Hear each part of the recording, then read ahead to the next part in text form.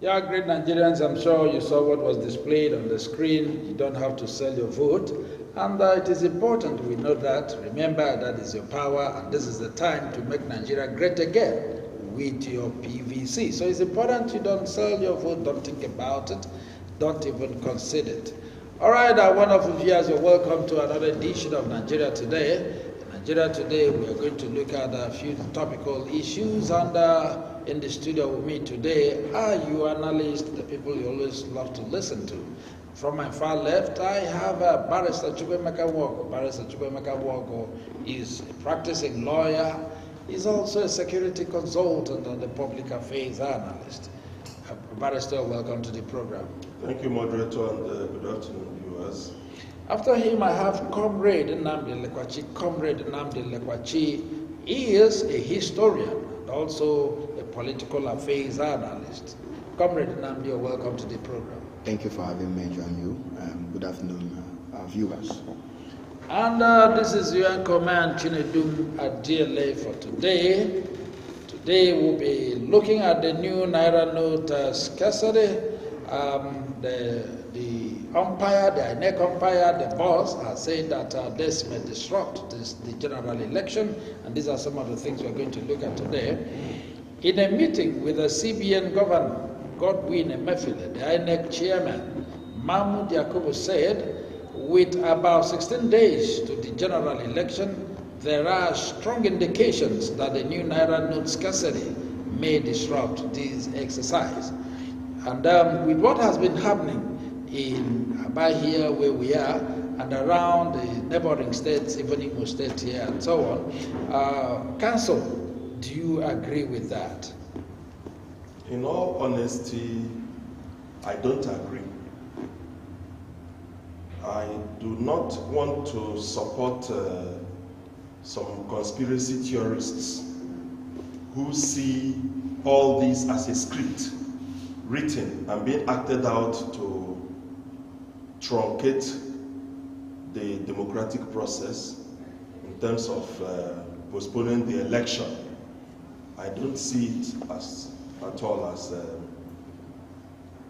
having that much to impact on it. I say so because INEC is not going to share money for the election. INEC has been given certain responsibilities, and in carrying out those responsibilities, yes, some of them require funding. However, those responsibilities could be funded cashless. I am fully aware that, yes, we seem to be also having some challenges, some little few hiccups regarding electronic transfers and banking at the moment. And I mean, that is an area that the CBN ought to have ensured that in partnership with the NCC, that the backbone of the operators was actually increased to accommodate the increased volume of electronic banking and transactions we are having at the moment. Yes. They are merely delayed, maybe a little longer than what you used to experience, some few minutes and so on, but ultimately it goes through. So if it is for, let's say, the transport section, INEC knows what to do. If they don't, some of us are consultants, they could revert to us and we'll tell them, you talk to the usual people. They usually partner with the National Union, and that's National Union of Road Transport Workers. Transfer their money to them in bulk. They have an account, and you send it to them. You don't need to start paying people cash, except if INEC is now trying to join one of the presidential candidates who has been crying loudest about cash not being available.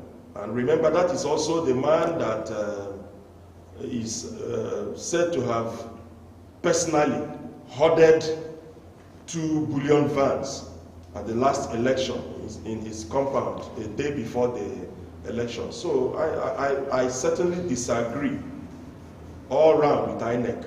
All right. It cannot have that level of impact as to stop the election or affect it substantially. Yes, comrade, yes. Following what the council said about the National Union of Road Transport Workers and so on, that is for annex transportation of their staff and so on from one point to the other. Then what about those whose houses are far from their polling unit? What happens to them, considering what the INEC boss says? Yes, I think what INEC boss said to me is the fact that if certain things are not done cash-based, it may actually undermine the process. And I think the problem we have is that the media seems to carry news in certain ways that actually may look sensational. What INEC did was what it was supposed to do, because election does not happen in isolation. It has to involve the central bank itself. Mind you, apart from providing money, the central bank also stores sensitive materials in their vaults, things like the ballot and the rest of them, other sensitive materials. Then the non-sensitive materials are actually kept in INEC of election. But there are people who actually registered in places far from where they are living. And this is also a problem, considering that during elections we don't normally see vehicular movement and stuff like that. So it may actually create a problem locating their polling units. But that said, I think INEC so far has engaged 100,000 vehicle navy and other agencies, other maritime unions, to make sure that the hinterlands and then riverine areas are covered. But this is a work I think INEC logistics department needs to do up their game in, because as it is, about 70% of the road network in Nigeria is not paved. It also means that reaching certain areas will create a problem. INEC should be aware of this. Then INEC has also met with NNPC.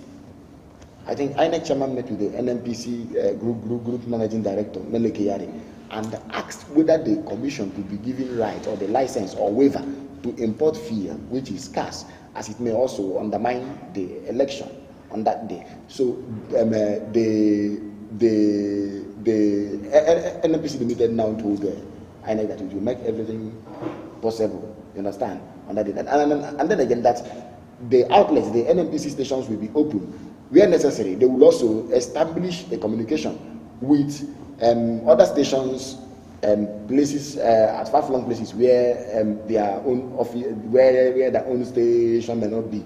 So what INEC is doing is to talk with the stakeholders. Even yesterday, it had a meeting with the National Security Advisor, the Nigerian police, and the rest of them, to make sure that every stakeholder, you understand, because each time there has been an election in Nigeria, the chiefest of our problem is not just only region, but logistics problem. That logistic personnel and material for the election may not be conveyed where they are supposed to be in time. So what INEC has done is in order to make sure that this gray area is taken care of, because people who convey these INEC staff, in even if INEC takes enough time to ensure that the National Union of Road Transport Workers transfers their staff to various pooling units and so on. What about these individuals? I'm sure you visited the bank. I don't know if we can have a clue of what is happening in various banks. I don't know if we can have a little play on that, a replay on some of the banks and the kind of crowd we experience in most of these banks. Then, Council, while we are looking at that, then what about these individuals who have, okay, if you look at the screen, you see what is happening. Now, what about these individuals who will need to transport themselves, from... Who doesn't have money in his account and he's required to... It's a good excuse. Do something, and he said, you know that we can't access the account. If it's not there, it's not there. So even people who shouldn't be moving, I recall that during the registration exercise, people were specifically advised and counseled to register in places closest to where they would be staying on the day of election, because movement will be materials. Remember that INEC also didn't start planning this election. So let INEC not give us any excuse. There is nothing they are going to tell me today.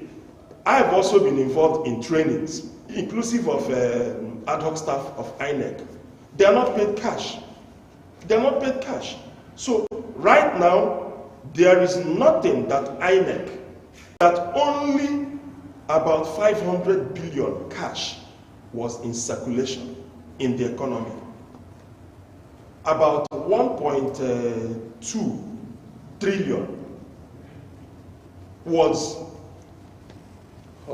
Yes, it is out there, but not in the vaults of the bank and not in the economy. Yes.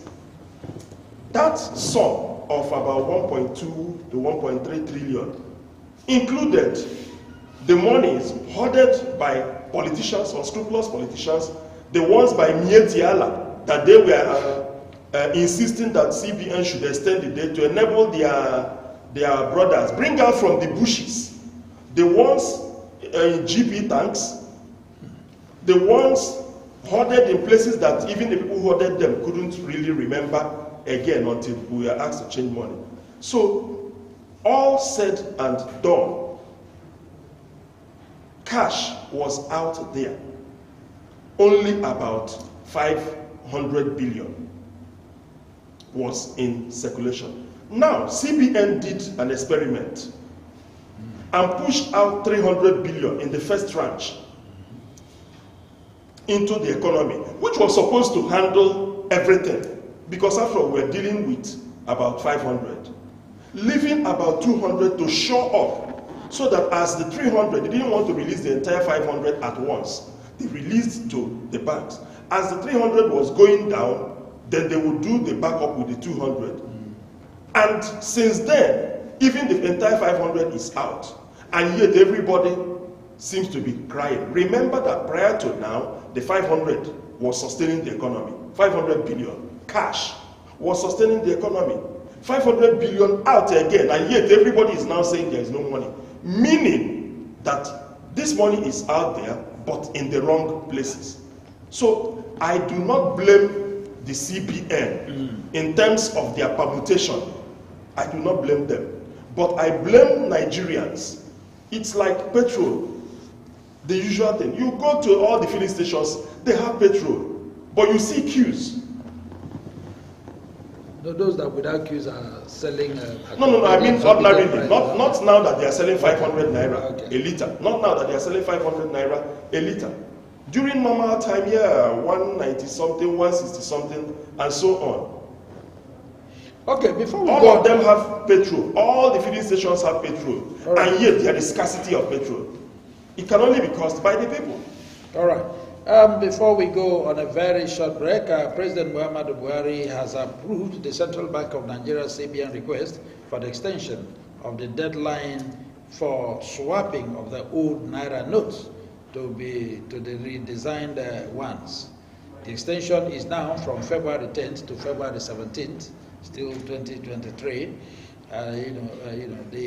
to enable Nigerians to deposit their old notes, to the CBN. That is the latest. Some of you, I know, we are against, this extension, and today it has been. Mr. President has given approval for that. I think this is something in the news since we are all aware since last week that even after the deadline, the swapping of the currency continues. But what happens is that the date was not mentioned. No, it was mentioned from 10th to the 17th. The swapping of the currency will continue from 10th to 17th after the expiration of the deadline. But the old notes will no longer be used as a medium of exchange or as a legal tender. It will cease to be a legal tender and will no longer function as a medium of exchange, but could be redeemed by the CBN. To me, yes. Remember, we have barely 2 days, just 2 days to go of this whole thing we are talking about. Today is 8th, and next tomorrow will be 10th, and we will now be having these new currencies in full operation alone. But I want to say something. You see, I blame the CBN. I don't want to blame Nigerians. You understand? I want to blame the CBN in terms of policy conceptualization, or let me say public policy. There is what you call conceptualization, during which time you now begin to conceive the policy. Now there is what you call planning. You now begin to plan how to go about the policy. Now you also have implementation and execution. The last thing is monitoring, and that is where the gap is. That is where the gap, in fact, is visibly expressed now. Now the CBN conceived of this. They planned it. They executed it, but they failed to monitor it properly. And I will explain. You see, the CBN has already been given power by the laws establishing it, even the CBN Act, to be the apex bank of the Federation, to be the supervisor of every other commercial bank, to be the banker's bank. So you can't tell me that you as a CBN, in fact, in every state, CBN has branch, and then a controller.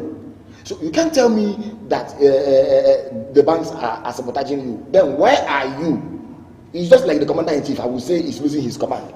You can't tell me that the terrorists are getting swaths of territory here, are even beginning to plant their authorities, even to mount their flags, and you tell me that you're a commander-in-chief. Now, it means that the CBN has not been able to effectively, you understand, deal with these banks that are not compliant. And you see, the issue of releasing money, in terms of planning, the CBN knows the amount in circulation. We were told that 3.9 trillion naira. 3.9 trillion naira was actually everything is in circulation, and out of which 2.7 trillion naira was actually said to be hoarded, and then less than 20% in the hand in circulation. What the CBN needed to do was actually to ask itself, how much are we to inject? You understand? You understand? Now, if we inject it, how is it going to affect the ordinary person? How are we going to do it? Is it going to be phased? Is it going to be deliberate? How are we going to go about this policy?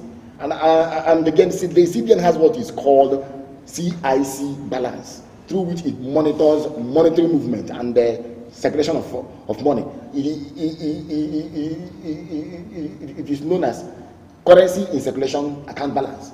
Every time the CBN gives out money to the banks, they know.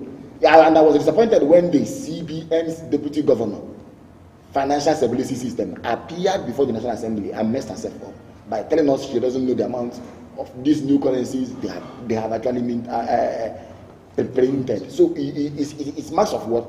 Lack of planning sometimes, and then again, not being able to allow the policy. You see, there is this thing we say in economics. We say that demand is not effective until utility is derived. That even when you who are going to buy something, you have not even bought that thing until you begin to enjoy the services of that. That is when you've bought that particular thing. So the CBN policy should have been structured in such a way that it waters down, it trickles down, that everybody is included. Because we are talking about what? Financial inclusion. But it does appear now that there is exclusion, because as we speak now, and council has established it, some persons have this money. It is in the wrong hands, and I will be able to mention names. I'm talking about political and economic elite. They have this money, and the people who are suffering now are the commoners. If one of our programs can actually be played back, I said here the other day, about a month ago or two, that this thing will get to a point where the POS operators will be charging high. It has started. It has started. And let me also say that most of these POS outlets are owned by bank officials. Okay, that's the council. Yes. You know, talking about 10th and 17th, and then I think our viewers need to understand it better. And now 10th is about 2 days. It's about 2 days to go, and then we're talking about the extension. From what Comrade explained, this 10th, these are old notes. Do they pay direct to CBN? Because the old note will still be in circulation, but you have to pay. Is it through the banks or direct to CBN? Let me start by supporting what Comrade said. That the extension is ill-advised. Okay. In the first place, the extension beyond January 31st was ill-advised. Before January 31st, Nigerians had conditioned their minds and, somehow stepped into that position whereby mentally, financially, psychologically, they were all adjusted already to January 31st. And everything was going, except a few bank chiefs who went to CBN together with one presidential candidate who has been the only one insisting. Outside him, the bank chiefs asking CBN to extend, and CBN said no. Recall that the extension came on a Sunday, 2 days again to the expiration. And watchers said that was ill-advised. It should have been allowed to be paid at that 31st. Nigerians have somehow trained ourselves to believe that any deadline you give will not work. And somehow it has become part of our psyche as a people. That is terrible. Give a deadline that registration of voters will end on March 4th. Don't worry, go to sleep. From 1 week to that day, you see everybody disturbing and making noise and say, you can see the volume of people and all whatnot. Give an extension again for 1 month, they'll go back again to sleep. 1 week to that extension, they'll come out again. That has been the problem. So at the rate we are going, we will continue extending ad infinitum. I have it on very good authority that just this morning, the Supreme Court is trending all over the internet, has given an order stopping the federal government from closing the terminal date for acceptance of the old notes on that's by Friday, 10th. So I think I would want to believe, I'm not saying categorically, that the extension, the directive to extend again to 17th by Mr. President must have been made being aware of the decision by the court this morning. Yeah, however, like I said, mine is that it is ill-advised. We are already suffering. Okay. Sorry, sir, let me land. By January 28, 29, we didn't have this problem of petrol added to the scarcity of the Naira notes. We didn't have it. As at today, there is scarcity of both old and new. Then we didn't have scarcity of the old ones. They were available. People were only asking to be allowed to deposit them into the bank. And the new ones were coming out. No problem with petrol. But today, we have the problem of petrol, both scarcity as well as the cost. We have the value of the POS operators who have now become deputy Chinekes. Yes, that is what they are. The POS operators are now more powerful than the banks. Than Emefiele himself. Than Emefiele himself. You go to collect 10,000 naira and you are asked that you will pay 2 or 3,000 on top. Okay, yeah, there's a question you didn't actually get. I said the 10th, and what is this difference between this 10th and 17th? 7 days. Yes. That is it. 7 days. And in all honesty, my brother, just the point I was making earlier, I do not see, if at all there will be any change, I do not see much change. I think from I don't see much change. What you are I don't want to know is that how do we explain to Nigerians what the 7 days will do? Yes. I think it simply means that the old notes will cease to be in legal tender. You can no longer use the old 200 naira, the old 500 naira, the old 1,000 naira. That's not right. Transaction. In view of the decision of the Supreme Court, yes, which is emergent issue now. You just imagine. I'm trying to analyze this policy as it is or as it was when it was introduced. Now, but then you can actually redeem the old notes with the CBN. You understand? You can actually only go and deposit them in the banks or direct to CBN. Now that is where the CBN has problem. First, CBN said banks. 5 banks were named, but now, including Zenith Bank, the one that has short operations. Yeah. Now again, CBN later said with the CBN. You understand? Meaning that the citizens are to go to the CBN branches, or in fact, in some of these, there has to be clear-cut, articulate policies. All right, wonderful viewers. Yes, this is where we are going to draw the curtain for now, and then remember this Nigeria Today, and we are discussing current issues, and the most trending one in Nigeria is the scarcity of these Naira notes, and that's exactly what the analysts have done justice to. And then we'll be back again. But for now, from my far left is Barrister Chukwemeka Mwago. Barrister, thank you for being part of the program. Thank you, sir. Bye, viewers. And Comrade Nnamdi Elekwachi, we're grateful having you here. Thank you so much. It's always my pleasure. This is your anchorman, Chinedum Adiele. Keep watching Living TV until we are back.